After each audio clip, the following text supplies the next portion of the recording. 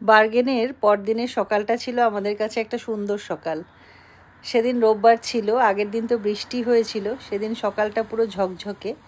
তো আমরা ওল্ড টাউনের দিকে চলে গেলাম। ওল্ড টাউনের বাড়িঘরগুলো এত সুন্দর, একদম পরপর ছবির মতো সাজানো। সেখানে অনেকগুলো হোটেলও আছে এবং এগুলোতে ক্যাফেও আছে কিছু। তবে তখন যেহেতু রোববার সকাল, সব ফাঁকা, আর কিছু পর্যটক ঘুরছে এবং তার মধ্যে আমরাও সকালটা উপভোগ করতে বেরোলাম। তখনও আমাদের ব্রেকফাস্ট হয়নি, কিন্তু তার আগেই আমরা ওল্ড টাউনে ঘুরলাম। তো এই হচ্ছে ওল্ড টাউনে ছবির মতো বাড়িঘরগুলো, পরপর পরপর সুন্দর করে সাজানো। এটা দেখলেই বোধহয় বার্গেন বলে বোঝা যায় যে জায়গাটা বার্গেন। তবে আমি এর পরেও আলিশানতেও দেখেছি এরকম সুন্দর কিছু বাড়িঘর, সমুদ্রের পাশে সুন্দর করে সাজানো। স্টকহোমে কম দেখেছি, ট্রন্ডহেমেও দেখেছি কিছু। তো এই রকম বাড়িঘরগুলো দেখলে সত্যিই ভালো লাগে। তো সকালটা আমরা এদিক ওদিক ঘুরে সময় কাটালাম এবং তারপরে ওখানকার অনেক সরু সরু গলি আছে, সরু সরু রাস্তা আছে, সেগুলো দিয়ে হাঁটতে খুব ভালো লাগলো। গাছের পাতা পড়েছে এবং তখন তো মোটামুটি মানে শরৎকাল, যার জন্য গাছের রঙও পরিবর্তিত হয়েছে।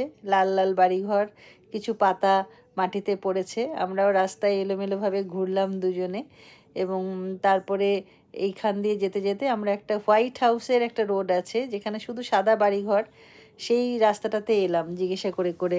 তো সেখান থেকে যখন বেরোচ্ছি তখন এই পাখির ঝাঁক চোখে পড়লো। তারা বেশ আনন্দে, কিছু পায়রা আর পাখি আনন্দে তারা ওখানে খাবার খাচ্ছে এবং পর্যটক দু একজন ঘোরাঘুরি করছেন সকালবেলা, কারণ সেদিন বৃষ্টির পরে একটা ভালো সকাল পাওয়া গেছে। তো কিছুক্ষণ বসে বসে একটা বেঞ্চে পাখি দেখলাম, তারপরে একটা সরু গলিতে এসে দাঁড়ালাম, আর এই স্কোয়ারটা হোটেলের সামনেই ছিল।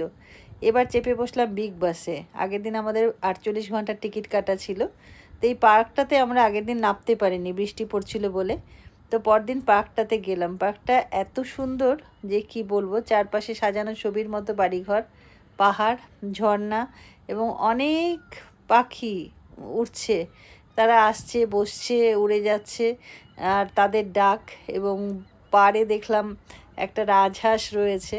রাজহাঁস নাকি বা ওখানকার হয়তো কোনো বড় হাঁস হবে। সে মানে এই যে তার পালক পড়ে রয়েছে এবং সে আরামসে রোদ উপভোগ করছে, সেটাও দেখলাম। অনেকক্ষণ ওই পার্কটাতে সময় কাটালাম এবং বেশ ঠান্ডা লাগছিল। তারপরে ওই রোদে বেশ গাটা গরমও হলো আমাদের। কিছুক্ষণ ওখানে রোদে বসে থেকে আবার একটা বিগ বাস এলো, সেই বিগ বাসে আমরা উঠে বসলাম এবং উঠে বসে মোটামুটি আলিশানদের দিকে আমরা যাব আর কি। বার্গেন ছাড়ার আমাদের সময় হয়ে এসছে। তো আমরা বিগ বাসে করে বাকি রাস্তাটুকু গিয়ে হোটেলের কাছে এসে ছাড়লাম বার্গেন।